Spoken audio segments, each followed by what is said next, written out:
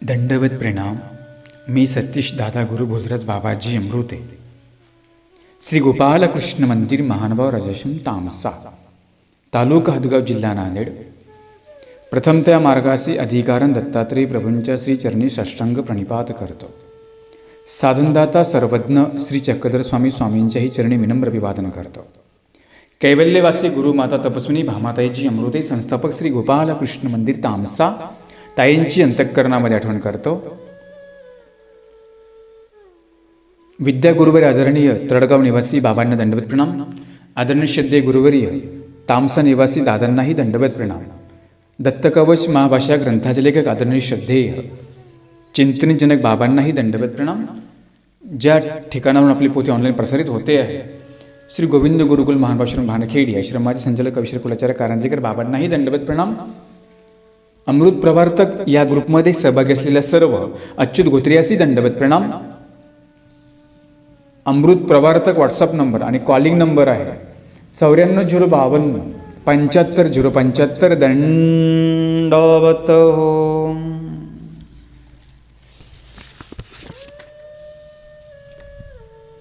दत्तकवच महाभाष्याची 20वी टीका पाहत असताना आपण काल बघितलं, जगामध्ये सर्व जी जागा आहे ही सर्व भीतीने व्यापलेले आहेत. क्षणामध्ये सुख आहे, क्षणामध्ये दुःख आहे.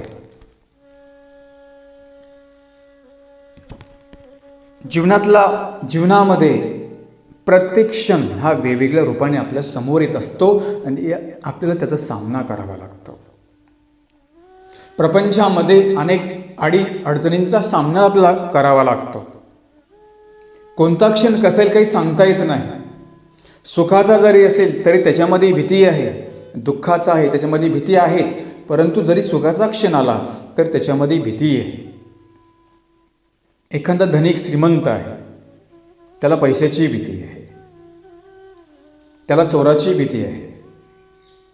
एखाद्याकडे भरपूर संपत्ती, सोनं, त्याला पण चोराची, मरणाची भीती, माझा कोणी घात करेल का, त्याला तिची भीती आहे. ज्याने चोरी केली त्याला पण भीती आहे. म्हणजे लहानापासून थोरापर्यंत प्रत्येकाला इथे या जगामध्ये भीती आहे. सर्व जग हे भयाने व्यापलेलं आहे. मग तुम्हाला माहिती आहे, जर आपल्याकडे भय असेल, भीती असेल तर झोप येत नाही. समोर चांगलं अन्न आहे ते आपल्या अंगी लागत नाही. का? भीतीपोटी. निर्णय क्षमता आपली कमजोर होते. मग अशी जी भीती आहे, सर्व भीतीने या मनुष्याला व्यापून टाकलं. तर म्हटले, दत्तात्रय स्तोत्र पठण केल्याने जी काही भीती ती नाहीशी होते. परंतु दत्तात्रय कवचामध्ये कोणत्या भीतीचा उल्लेख केला? आपण आता पाठीमागे अवांतर भीती बघितल्या, पण दत्तात्रय कवचामध्ये कोणत्या भीतींचा उल्लेख केला आणि ती भीती कशापासून प्राप्त होते ते सांगतात की कुष्मांडडाकिनी यक्ष. या मनुष्याला भीती कोणती आहे म्हणाले? कुष्मांड म्हणजे बळी घेणारी तामस देवता. जी तामस देवता असते ती नरबळी मागते, पशुबळी मागते, बकरे कोंबडे मागते. ईश्वर अवतार कधीच बळी मागत नाही. तुम्ही कधी पाहिलं का ईश्वर अवताराने कधी असं काही मागितलं? परंतु जी तामस देवता आहे, राजस देवता आहे, क्रूर देवता आहे, ह्या देवता काय करतात? बळी मागतात. आणि लोक पण त्यांना बळी देतात, म्हणजे हिंसा करणार. म्हणून जे बळी घेतात, बळी घेणारे म्हणजे पशु पक्ष्यांची हत्या करणारे, म्हणजे कुणी असेल, स्त्री असेल, पुरुष असेल, हे जे स्त्री पुरुष बळी घेतात, प्राण्यांची बळी घेतात, काही माणसं माणसांची बळी घेतात, आणि सगळे हे कुष्मांड यांना म्हटलेलं आहे. आताच्या भाषेमध्ये खंडणी वसूल करणारे किंवा सुपारी घेऊन मारणारे, हप्ते वसूल करणारे, हप्ते वसूल करून शेती घरी बळकावतात, हा सगळं कुष्मांडाचा परिवार आहे. आपण समाजामध्ये पाहतो की नाही, केवढ्या मोठ्या प्रमाणामध्ये ही प्राण्यांची हिंसा चालली, पशूंची हिंसा चालली, गायींची हिंसा चालली. आपण पाहतो बळी, बकरे, अनेक अनेक प्राण्यांची मनुष्य हिंसा करतात. हिंसा करतात का? त्यांना खातात पण. हे कोण सांगितले? सगळे कुष्मांड म्हणजे राक्षस सांगितलेले आहेत. हिंसा करणारे, त्याचप्रमाणे खंडणी वसूल करणारे, त्याचप्रमाणे दुसऱ्याची प्रॉपर्टी हडप करणारे किंवा दुसऱ्यांना लुबाडून मोठं होणारे, हे सगळे कोण सांगितले? कुष्मांड म्हणजे राक्षस सांगितलेले आहे. दुसऱ्याला व्यवहारामध्ये फसवणारे, हे कोण सांगितलं? सगळे राक्षस सांगितले. आपण पाहतो की नाही, जर कोणी कुणाला विश्वासाने देतो तो त्याला वापस कर, त्याला फसवतो. काही फसून त्यांना लुबाडतात, काही खोटं बोलून लुबाडतात, काही विश्वासघात करतात, काही दुसऱ्याची संपत्ती हडप करण्याचा प्रयत्न करतात, दुसऱ्याचं धन चोरीने कमवतात, मारून त्याला घेतात. आपण पाहतो ना, कितीतरी न्यूजमध्ये वार्तामध्ये म्हणजे पेपरमध्ये बातमी येते, अमक्याने अमक्याचा खून केला, पैशासाठी मुलाने बापाचा खून केला, पैशासाठी पतीने पत्नीचा खून केला किंवा जाळून मारलं. ह्या सगळ्या ज्या घटना आहेत, हे करणारे कोण सांगितले? सगळे कुष्मांड म्हणजे राक्षस सांगितले. आणि विचार करा, दुसऱ्याला लुबाडून, दुसऱ्याचं धन चोरून, दुसऱ्याची प्रॉपर्टी हडप करून, किंवा आपण त्या पैशासाठी प्रॉपर्टीसाठी जर त्यांना काही त्रास देणारे, हे सुद्धा काय सांगितले? कुष्मांडोच म्हटलेले आहे.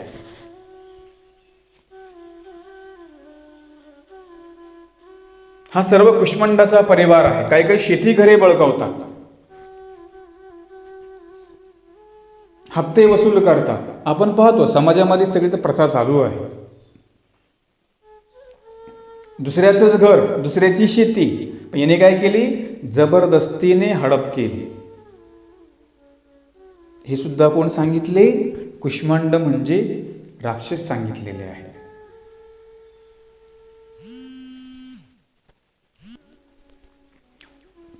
मग म्हणाले, असा जो राक्षसी परिवार आहे, असे जे त्रास देणारे आहेत, त्या लोकांचा, अशा वाईट प्रवृत्तीच्या लोकांचा दत्तात्रेय प्रभू म्हणाले योगच येऊ देत नाही. आणि जरी काही अशा लोकांविषयी आपल्या मनामध्ये जर भीती निर्माण झाली, तर जे दत्तात्रेय कवच पठण करतील, दत्तात्रेय प्रभू त्यांना संकष्ट प्रसंगी त्या संकटाचा वियोग घडून आणतात.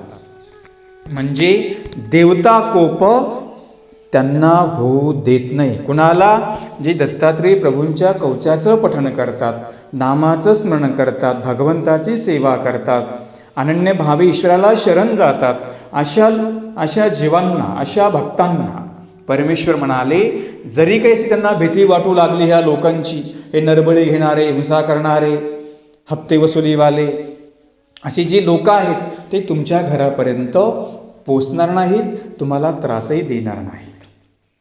म्हणून जो ईश्वरीचा साधक, जो ईश्वरीचा नामधारक, त्याने आपल्या मनामध्ये कुठल्याही प्रकारची भीती ठेवायची नाही. असे जरी काही राक्षसांचा सामना तुम्हाला करावा लागला, राक्षस म्हणजे वाईट प्रवृत्तीचे, वाईट विचारांचे. आता काय राक्षस आहेत का? आता माणसं आहेत, परंतु ती माणसं राक्षस झाली. कशामुळे राक्षस झाली? जी नॉनव्हेज करतात, लोकांना त्रास देतात, लोकांचा हडप करतात, हुंडाबळी मागतात, हुंडाबळी घेतात, स्त्री हत्या करतात, स्त्रियांचा अवमान करतात. हे कोण सांगितले? सगळे राक्षसी प्रवृत्तीचे सांगितलेले आहेत. आणि म्हणून अशा वाईट प्रवृत्तीच्या लोकांपासून दत्तात्रेय प्रभू भक्तांचं संरक्षण करतात. जरी काही त्या भक्तावर संकट येणारं असेल, तर दत्तात्रेय प्रभू तुमच्यापर्यंत, त्या व्यक्तीला तुमच्यापर्यंत पोहोचू देत नाही.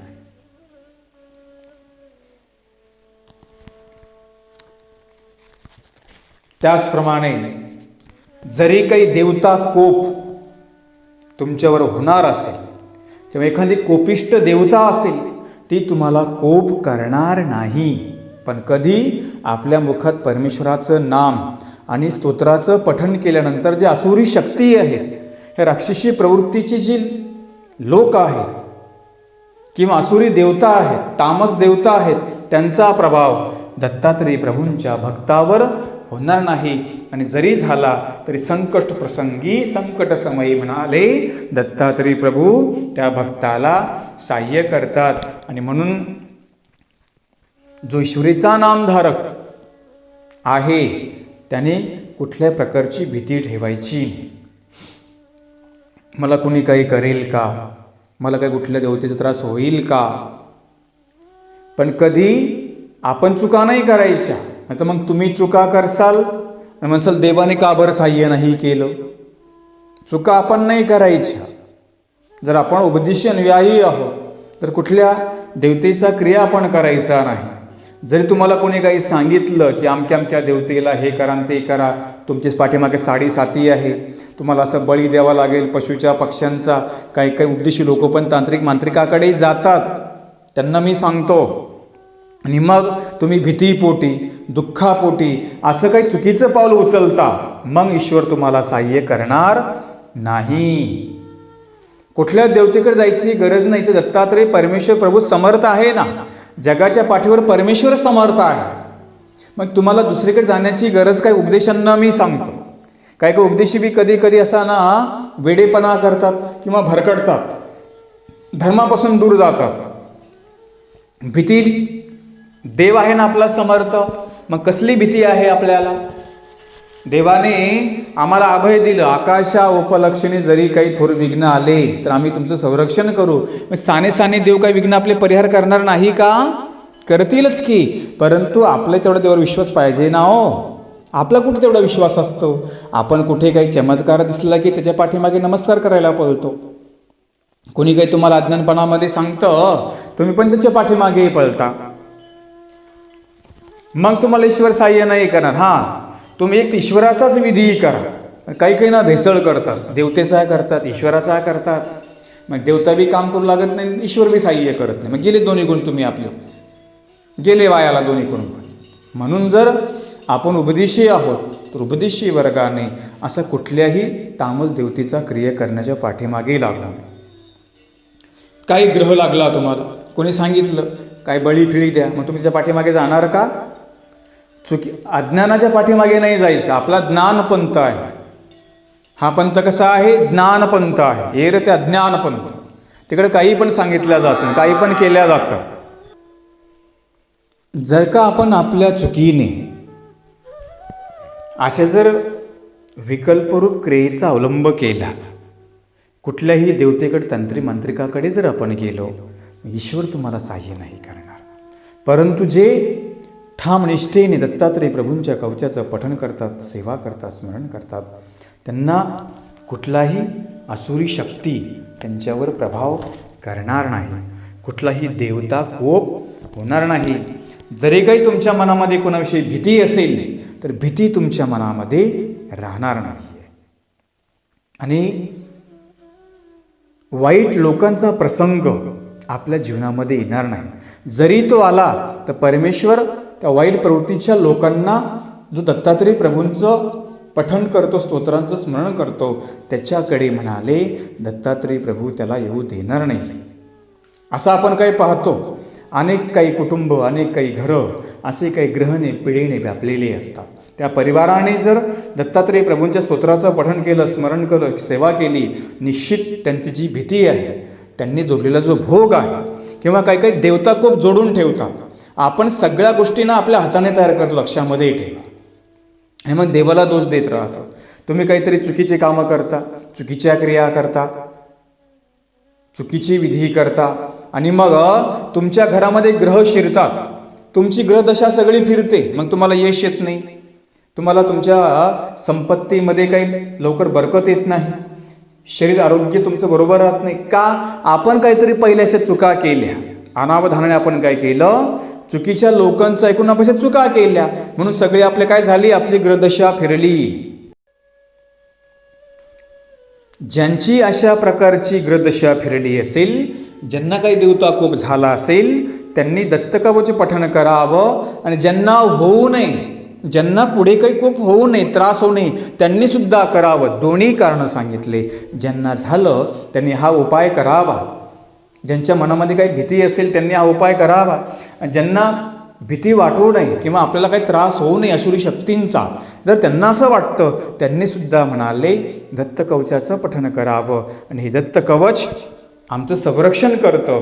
कुठल्याही प्रकारची संकटं जरी आमच्याकडे आली तर परमेश्वर त्याचा वियोग घडवतात, म्हणजे ती संकटं त्या भक्तापर्यंत येऊ देत नाही. आम्ही पण तेवढं श्रद्धेने तेवढं मात्र केलं पाहिजे, निष्ठा ठेवून केलं पाहिजे, विश्वास ठेवून केलं पाहिजे, तरच ते काम करणार. नाहीतर मग तुम्हाला काही साह्य होणार नाही, हे पण लक्षामध्ये ठेवा.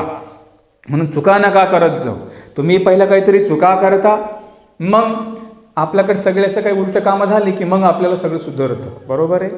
म्हणून मानसिकता चांगली ठेवा. जर काही प्रसंग आला घाबरू नका. ईश्वराचा आसरा आपल्याला आहे, ईश्वर सहारा आपल्याला आहे, त्याच्या नामाचा सहारा आपल्याला आहे. आणि म्हणून काय घाबरायचं नाही. साधक तर घाबरत नाही, पण जो अनुयायी आहे त्याने सुद्धा घाबरू नये. ग्रस्त अनुयायी तो सुद्धा डगमगू नये, त्याने स्थिर राहिलं पाहिजे. माझा देव श्री चक्रधर, माझा देव दत्तात्रेय महाराज,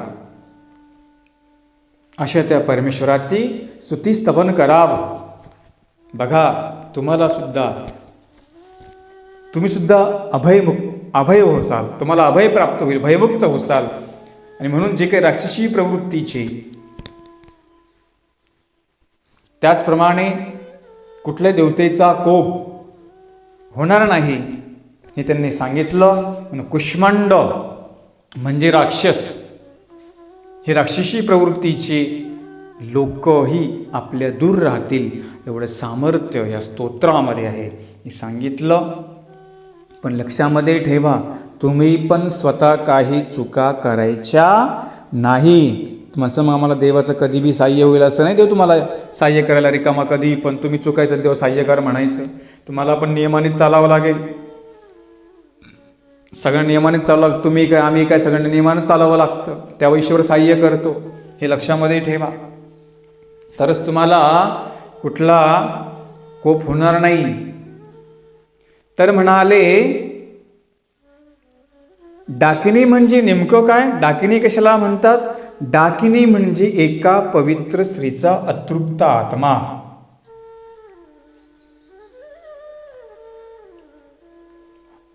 ते सांगतात की एखादी पवित्र स्त्री असते,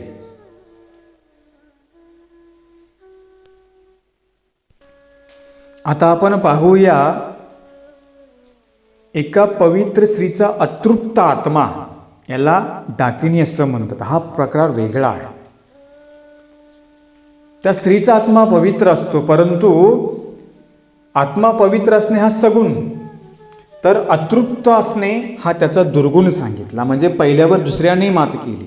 स्त्री ही पवित्र सांगितली, परंतु जर तिला काही अतृप्तता तिच्यामध्ये संचरली, स्वार्थ संचरला, की मग ती काय करते? ती सुद्धा स्त्री बळी घेते. नाही कसं नरबळी घेतात, पशुबळी घेतात. नर म्हणजे मनुष्याचे बळी घेतात. तसं काही स्त्रिया पण बळी घेतात. त्यांना डाकिनी असं म्हटलेलं आहे. बुभुक्षित कीन करोते पापम, म्हणजे सगळी पापे ही भुकेतून जन्माला येतात. अथवा भुकेलेली स्त्री अथवा पुरुष हे सगळे डाकिनीचे वंशज असतात. त्यांनी सांगितलं की ज्याप्रमाणे म्हणाले पुरुष बळी घेतात, पुरुषच घेतात काय? काही म्हणाले स्त्रिया पण बळी घेतात. स्त्री ही पवित्र सांगितली, तिचा आत्मा पवित्र असतो, काही नसतं मनामध्ये, तर तिला माता असं म्हटलेलं आहे. पण जर का त्या स्त्रीमध्ये अतृप्तता संचरली, जर तिला काही प्राप्त करायचं असेल तर ती सुद्धा कुठल्याही थराला जाऊ शकते. म्हणून तिला डाकिनी असं म्हटलेलं आहे. हे डाकिनी काही स्त्री असतात की नाही, ते सुद्धा काय करतात? बळी घेतात. म्हणजे आता स्त्री कशी सांगितली? मयाळू सांगितली. परमेश्वराने सांगितलं की नाही, मातेचा एक देश. म्हणजे परमेश्वराकडे जेवढं स्नेह आहे त्याचा हिस्सा मातेकडे सांगितला, स्त्रीकडे सांगितला. ही तिची पवित्रता. परंतु त्या स्त्रीमध्ये जर स्वार्थ संचारला, तिचा आत्मा जर अतृप्त राहिला, जर तिला कसली भूक लागली असेल, तिला काही प्राप्त करायचं असेल, तर ती सुद्धा कुठल्याही थराला जाऊ शकते. म्हणजे ती सुद्धा कुणाचा बळी घेऊ शकते, ती वधही करू शकते. कोण? स्त्रीच्या जर मनात आलं तर. आणि अशा स्त्रिया कोण सांगितल्या? डाकिनी सांगितल्या. काही काही देवता पण स्त्रिया आहेत ना, त्या पण काय करतात?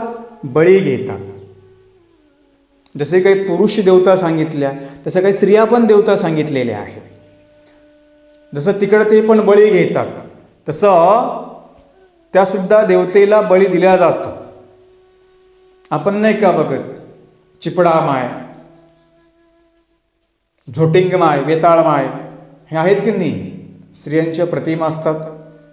ह्या सुद्धा स्त्रिया बळी घेतात. म्हणजे त्या देवतेला पण ते बळी दिल्या जातो, त्या पण घेतात. हे देवतेंनी सांगितलं. तसं म्हणाले, मनुष्यच वध करतात काय? मनुष्यच कुष्मांड, मनुष्यालाच कुष्मांड म्हटलंय का ना. डाकिनी हे स्त्रीला उपमा दिली. म्हणजे स्त्रिया सुद्धा जर त्या अतृप्त राहिल्या, तर त्यांना ते जे पाहिजे ते प्राप्त करण्यासाठी ते कुठल्याही थराला जाऊ शकतात.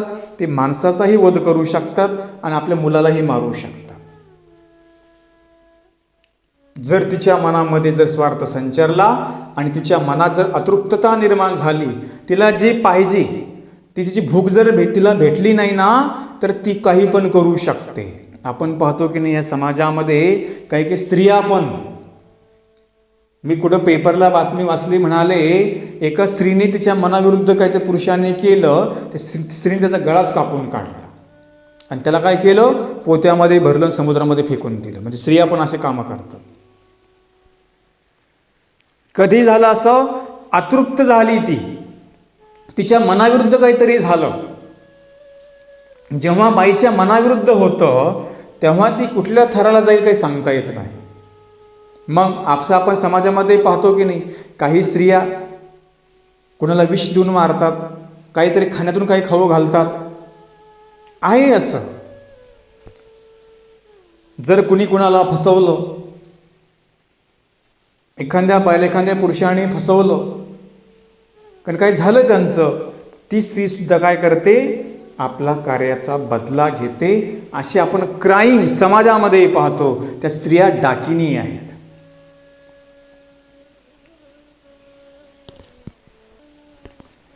आणि सगळी ही जी पापं आहेत, ही सगळी भुकेतून जन्माला येतात. म्हणून अशा ज्या स्त्रिया, पुरुष जे भुकेलेले आहेत, अतृप्त आहेत, ते आपली भूक भागवण्यासाठी असे काही अघटित कामं करतात आणि हे स्त्री पुरुष चांगल्या लोकांना त्रास देतात.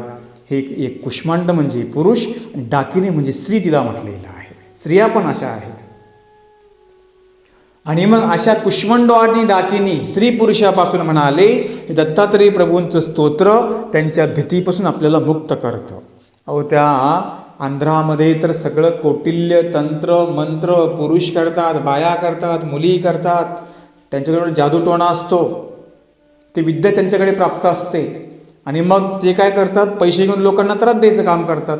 आपला कोणतरी इकडचा तिकडे जातो, तिकडे तिकडे घेऊन येतो त्यांना मग घरामध्ये कोणीतरी, आणि मग पैसे देऊन ते त्रास देतात. म्हणजे बाई बाईला त्रास देते, पुरुष पुरुषाला त्रास देतो, किंवा बाई पुरुषाला त्रास देते, किंवा पुरुष बाईला त्रास देतो. कोणाकडे? अशा ज्या अघोरी विद्या असतात त्यांच्याकडे. ते सुद्धा एक कुष्मांड डाकिनी आहे. जे तंत्र, मंत्र, कौटिल्य, जादू टोना करतात ना, हे सगळे कोणी? डाकिनी, यक्षिणी, डाकिनी असे ना म्हटलेलं आहे. आणि म्हणून जरी असे जे करतात त्यांच्याही पासून म्हणाले, आपल्याला हे स्तोत्र भयातून मुक्त करणारं आहे. मी कुठेतरी वाचलं होतं, तर म्हटले एका घरामध्ये धन होतं. कोणते तांत्रिक त्या बाईने बोलवला. त्या बाईला धनाची अपेक्षा होती. त्या स्त्रीने धनापायी नवरा मारला, तरी भेटलं नाही. तिला कोणी सांगितलं आता पोराचा बळी दे. बघा मातृत्व कसं, हृदय किती कठोर असतं. आईसुद्धा किती कठोर होऊ शकते, स्त्रीसुद्धा किती कठोर होऊ शकते. तिच्या मनात जर पाप आलं ना, ती किती कठोर होते आपण सांगू शकत नाही. आणि मग तिला कोणतरी सांगितलं, तंत्रमंत्र कर, घरामध्ये सोनं आहे, पण तुझा मुलगा आहे ना, तुला तो बळी द्यावा लागेल. ते म्हटले काय हरकत नाही, तू काय घ्यायचं घे, पण मुलाला बळी गेलं तरी चालेल, पण धन मला पाहिजे. याला म्हणतात डाकिनी. तिला पाहिजे होतं धन, ती धनाची भुकेलेली होती. जसे काही वासनेच्या भुकेलेल्या असतात, काही धनाच्या भुकेलेल्या असतात. कोणाचा काही विश्वासघात केला जातो, ते भुकेलेले असतात. एकीन प्रत्येकाचे वेगवेगळे प्रकार बदला घेण्याचे असतात. मग त्या सुद्धा स्त्रिया आपली इच्छा पूर्ण करण्यासाठी डाकिनी होतात. कुठल्याही ते पाप करू शकतात. आणि मग त्या मुलाला बळी दिला गेला, पण धन काही सापडलं नाही. हे नंतर तिला समजलं. उदाहरण तुम्हाला सांगतो की जर हे पाप असं आहे, भूक अशी आहे पापाची, ती प्राप्त करण्यासाठी मनुष्य कुठल्याही थराला जाऊ शकतो. स्त्रिया सुद्धा डाकिनी आहेत, स्त्रिया सुद्धा हिंसक आहेत. ज्याप्रमाणे पुरुष हिंसक आहेत, त्याप्रमाणे म्हणाले स्त्रिया सुद्धा हिंसक. त्या स्त्रियांना डाकिनी असं म्हटलं. मग एक शंकिनी, कुष्मंडानी, डाकिनी अशा ज्या वंशाचे स्त्री पुरुष आहेत, यांचा त्रास आपल्याला होऊ नये यासाठीच आपण दत्तात्रय प्रभूंचं स्तोत्र पठण केलं. तर ते स्तोत्र म्हणाले या जीवाला भयमुक्त करणारं आहे. आणि म्हणून लक्षामध्ये ठेवा, ज्या काही आसुरी शक्ती, जे काही वाईट प्रवृत्ती, अशा लोकांचा जर तुम्हाला वाटतं आम्हाला संपर्क येऊ नये किंवा यांचा काही आम्हाला त्रास होऊ नये, तर काय केलं पाहिजे? दत्तात्रय स्तोत्र पठण केलं पाहिजे.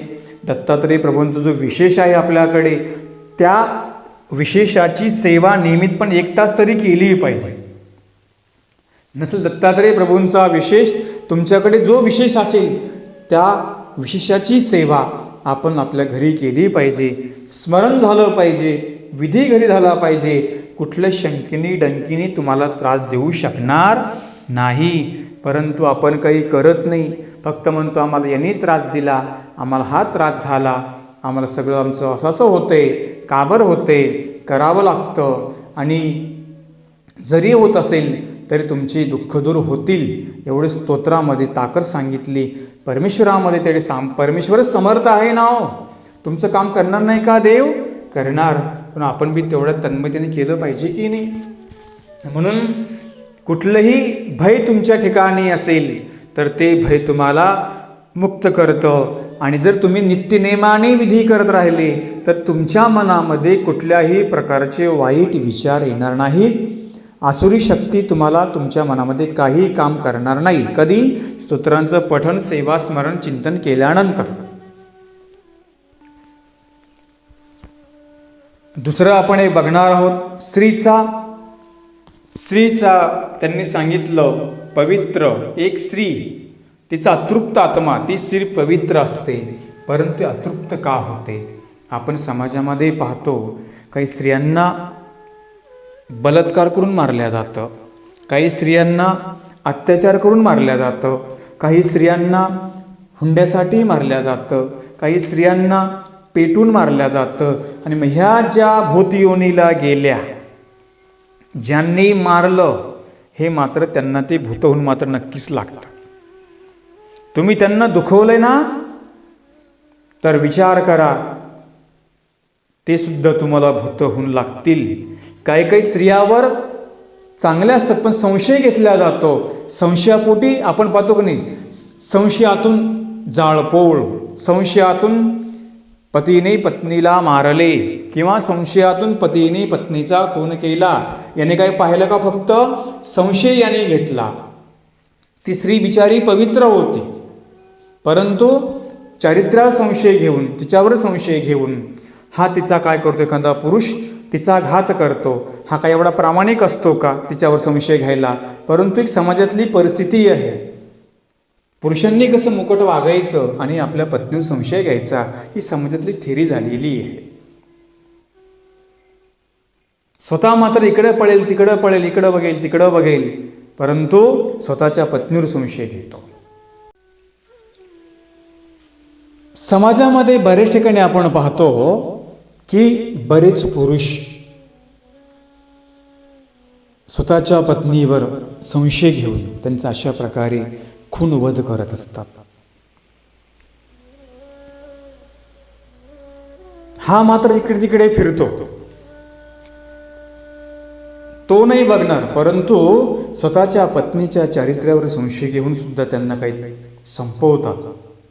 आणि मग हे ज्यांनी त्यांना संपवलं तेच मग भूत होऊन अशा प्रकारचे त्या घराला बर्बाद करतात. जर संशयातून तुम्ही जर त्यांना मारलं, तिचा पवित्र होती ती स्त्री, पण तिच्या चारित्र्यावर शिंतोडे उडवले, तिला मारलं. आपण समाजामध्ये क्राईम पाहतो भरपूर.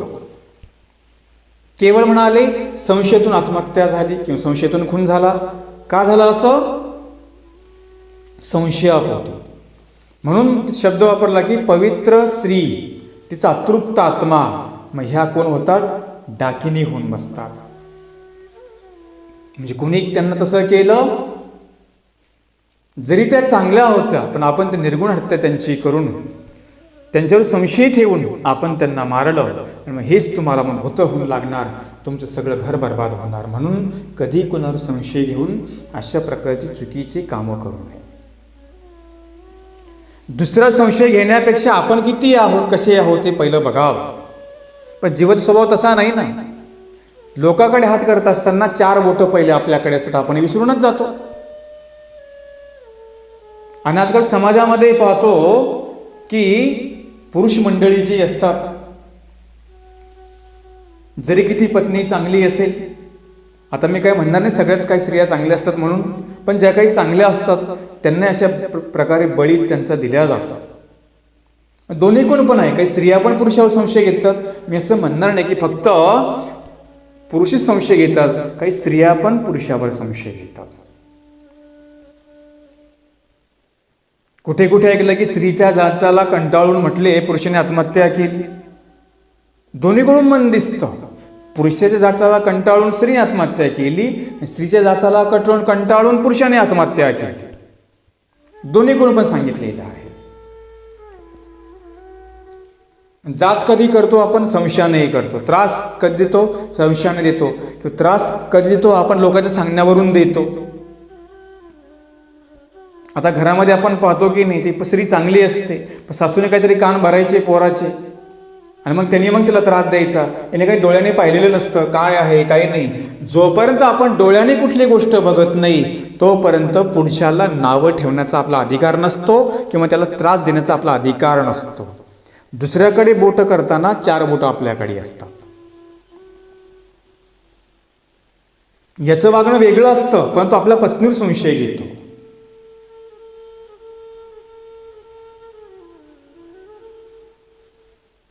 ती स्त्री पवित्र असते आणि मग तिचा आत्मा एवढा तृप्त होऊन जातो, मग जे काही तिला समोर भेटेल ती त्याला मारण्याचा प्रयत्न करते. म्हणजे कुठेही भूतयोनीमध्ये जाऊन ज्याने मारलं, ज्याच्या त्रासापायी कंटाळून जर कोणी आत्महत्या ज्यांनी केली, ती मात्र त्याला त्या घराला भूत होऊन लागल्याशिवाय राहणार नाही, हे लक्षामध्ये ठेवा.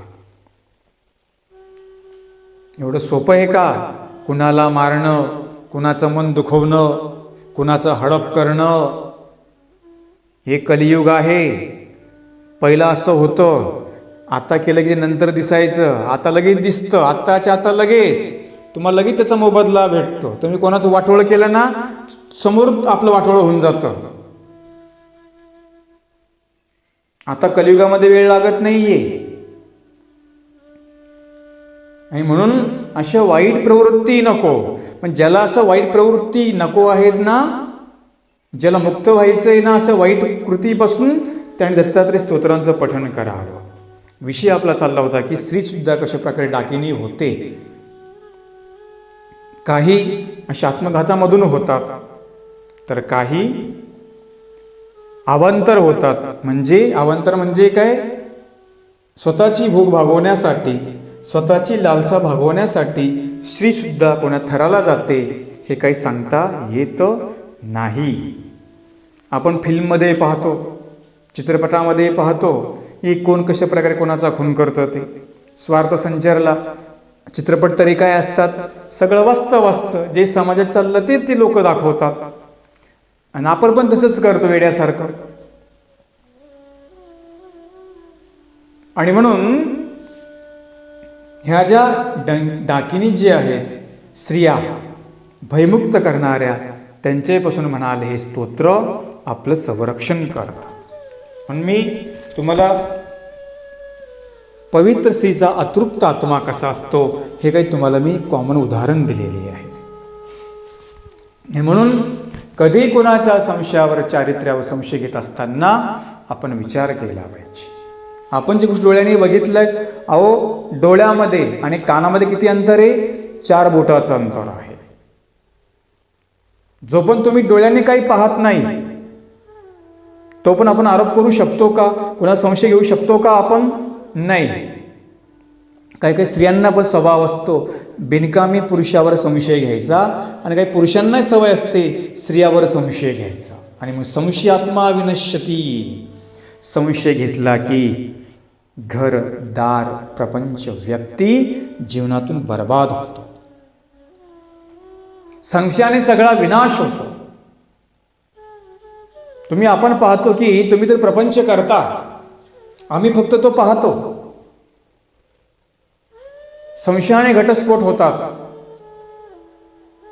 संशयाने प्रपंचाची म्हणजे घरादाराची विभागणी होते. संशयाने कुटुंब उद्ध्वस्त होतात. संशयाने मनही दुभंगतात. म्हणून संशय काही कामाचा नाहीये. म्हणून ज्यांच्यावर संशय घेतला, जसे भूत योनीला गेले ते सुद्धा डाकिनी म्हटलं. जे आपला अवांतर स्वार्थ पूर्ण करण्यासाठी ज्या स्त्रिया कुठल्याही थरला जातात त्यांना सुद्धा डाकिनी म्हटलं. ह्या डाकिनी आहेत. पुरुष हे कुष्मांड सांगितले, स्त्रिया डाकिनी सांगितल्या. आणि या स्त्री अशा राक्षसी प्रवृत्तींच्या, स्त्री पुरुषांच्या भयापासून जर मुक्त व्हायचं असेल तर काय करावं म्हणाले? दत्तात्रय प्रभूंच्या स्तोत्रांचं पठण करावं. तिथून तुम्हाला तुमची म्हणाले भयमुक्तता होईल, हे लक्षामध्ये ठेवा. तर म्हणाले कुष्मांड, डाकिनी यांचाच उपद्रव होतो का? म्हणाले ना. पिशाच योनीही बहुत क्लेशकारक. पिशाच म्हणजे हे भूत.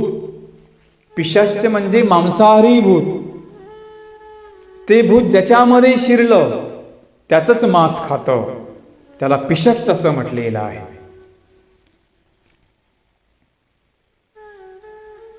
पिसाट लोकांचा इतरांना त्रास होतो. जे पिशाच असतात नाही का, भूत, पिशाच, ग्रह, झोटिंग, वेताळ, ह्या ग्रहाच्या भूत योनीच्या नवजाती सांगितल्या. ते भूत काय करतं? त्याला काही खाण्यासाठी ते कोणाच्या शरीरामध्ये प्रवेश करतं आणि त्यालाच खाऊन टाकतं. कोणतं? लागलेलं भूत काय करतं? ज्याच्यामध्ये त्याने प्रवेश केला की नाही त्याचं मांसच खाऊन टाकतं, त्यालाच खाऊन टाकतं. आणि म्हणतात ना, त्या माणसाला खाल्लेलं काही अंगी लागत नाही. आपण म्हणतो ना, का रे तू किती खातो रे भूतासारखा, तुला काय भूतभीत लागलं की काय? म्हणजे किती खातो, तुझ्या अंगी लागत नाही, तुला पचत नाही. त्याच्या अंगामध्ये भूत असतं. ते भूतच त्याला आतल्यात खाऊन टाकत असतं. अशा प्रकारचं पिशाच त्याला म्हटलं.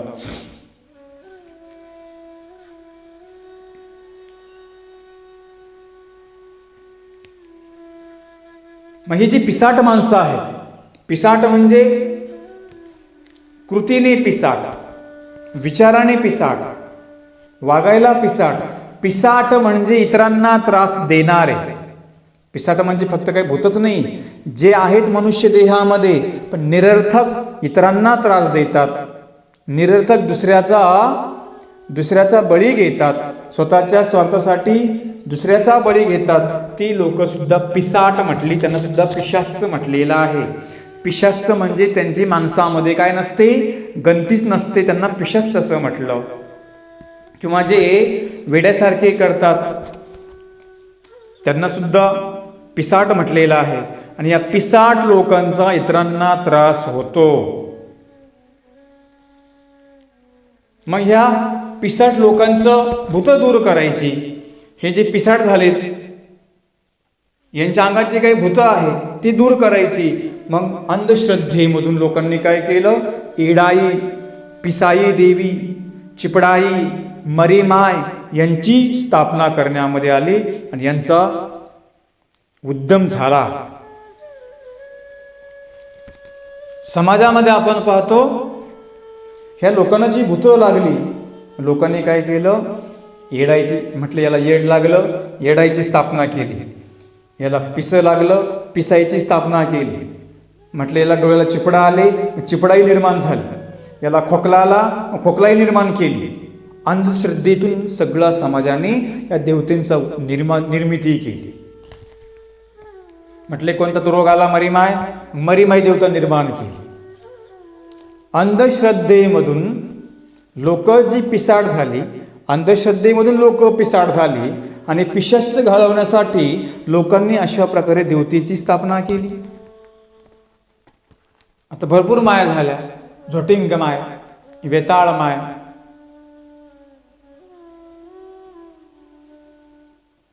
पिशाच माय. मी एका गाडी पाहिलं होतं पिशाच माय. मला प्रश्न पडला पिशाच माय कोणती आली आता? म्हणजे लोकांना अंधश्रद्धेमधून लोकांनी काही निर्माण केलं, लोक सुद्धा येड्यासारखे त्यांच्या पाठीमागं लागले.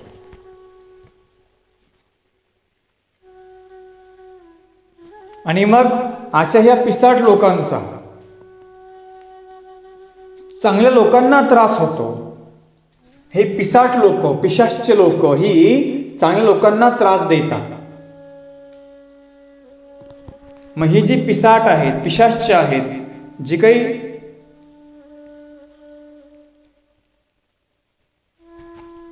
ज्यांना काही भूताने झपाटलेलं आहे, अशा सुद्धा जीवांना म्हणाले हे स्तोत्र पिशाच्यापासून, त्या भूतयोनीपासून म्हटले त्याला काय करतं? ते मुक्त करणारं आहे. म्हणजे जरी काही कुणाला अवांतर बाधा लागला, काय येड्यासारखा करू लागला, काही त्याची मेंटॅलिटी बिघडली, काही वेड बावळटसारखं काही बोलू लागला, समजायचं याला भूत लागलं, याला वेड लागलं, याला पिशाच लागलं, आपण कुठे उपदेशी आहोत, कुठे स्थानाजवळ घेऊन जा, त्यांची उपाय करा, कुठल्या मरीमाईकडे, कुठल्या देवतेकडे नेऊ नका. ही सगळी अंधश्रद्धा आहे. लोकांना जो जो रोग लागला, लोकांनी ती देवता निर्माण केली, क्षुद्र देवता निर्माण केली. अहो, या कलियुगामध्ये लोकांना देवतेचा कोणत्या करावं हे भक्ती माहिती नाही.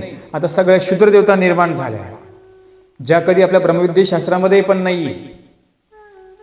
आता येडामाय, चिपडामाय, खोकलामाय आहे का आपल्या ब्रह्मविद्या शास्त्रामध्ये? नाही. या सगळ्या अवांतर निर्माण झाल्या. पिशाच माय, भूतमाय, सगळ्या देवता काय केल्या? लोकांनी अवांतर निर्माण केल्या. आणि लोक मग त्या देवतांना बळी देऊ लागले. मग कोणी म्हटलं देवता माय, याच्या अंगातलं जाऊ दे, तुला मी बकरं देतो. कोणी म्हटलं मी तुला 2 पायाचं देतो, 4 पायाचं देतो. अशा प्रकारची अंधश्रद्धा निर्माण झाली. आणि मग लोकांनी असं स्तोम माजवलं. जो धर्म तो राहिला बाजूला. सगळं आता या कलियुगामध्ये काय झालं? अधर्माचं स्तोम माजलं, अंधश्रद्धेचं स्तोम माजलं. अंधश्रद्धेच्या नावाखाली कितीतरी आता लोकांना फसवल्या जातं. गंडा दोरा हे करून लोकांना फसवल्या जातं. म्हणून आपण उपदेशी अनुयायी आहोत. आपण मात्र ह्या चुकींच्या लोकांच्या पाठीमागे लागायचं. जर काही तुम्हाला भूत बाधा ग्रह असेल, स्तोत्राचं पठण करा. तुमच्या घरात अशांती असेल, स्तोत्रांचं पठण करा. वर्षाकाठी साधुसंतांना बोलून तुमच्या घरामध्ये पारायण करत जा. ते तुमच्यातले ग्रह असतील ते निघून जातील. वर्षाकाठी आपल्या घरीत कमीत उपहार करत जा. वर्षाकोटी कुठे स्थानाजवळ उपहार करत जा. का? हे ग्रह आपल्या जे संचरले ते ग्रह दूर होतील. भजनाने, पूजनाने, सेवेने, दास्याने, स्मरणाने जे काही आम्हाला ही लागलेली व्यथा, जी पीडा आहे, जी ग्रह बाधा आहे, ही सगळी दूर होईल. पण कधी? परमेश्वराच्या विधीने, परमेश्वराच्या पठणाने. आणि म्हणून जी विचाराने पिसाट, कृतीने पिसाट, वागण्याने पिसाट, या पिसाट लोकांचा त्रास आपल्याला होऊ नये हे स्तोत्राचं पठण करावं. हे स्तोत्र म्हणाले पिशाच लोकांचा संपर्क येऊ देणार नाही. त्याचप्रमाणे ज्यांनी स्थानाची सेवा केली, ज्याला भूतभीत लागला असेल, ज्यांनी स्थानाची सेवा केली, स्मरण केलं, त्याच्या अंगातला बाधा निघून जातो. एवढे सामर्थ्य या स्तोत्रामध्ये आहे. म्हणून विचार करा. आपण जर काही आपले विचार बदलत असतील, काही आपल्याला वेगळं वाटत असेल, आपण वेड्यासारखं करत असू, समजायचं आपलं कुठंतरी बिघडलं, आपल्याला भूताने झपाटलं, पिशाचाने आपल्यामध्येही प्रवेश केला, ही त्याची ओळख नाही. जरी असं काही झालं तर आपले जे ईश्वरी विधी आहे ते करावे एवढं सामर्थ्य या स्तोत्राचं आहे. तर मग असं ग्रह, योनी, पिशाच्च हे सगळे उपाय आपल्याकडे आहेत. इथे कुठे जायची गरज नाही. पठण करत जा, स्मरण करत जा. अशा प्रकारे दत्तात्रेय प्रभू या जीवाला सहाय्य करतात. अजून दत्तात्रेय प्रभू काय सहाय्य करतात हे आपण उद्या बघूया. दंडवत प्रणाम.